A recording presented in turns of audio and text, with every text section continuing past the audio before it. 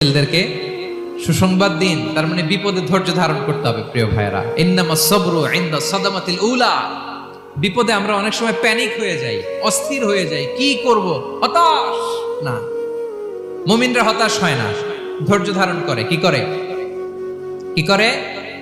ধৈর্য ধারণ করার শক্তি দাও গো মেহেরবান আমায়, দাও গো মেহেরবান। পড়েন, ধৈর্য ধারণ করার শক্তি দাও গো মেহেরবান আমায়, দাও গো মেহেরবান। সবাই বলুন একসাথে, ধৈর্য ধারণ করার শক্তি দাও গো মেহেরবান আমায়, দাও গো মেহেরবান।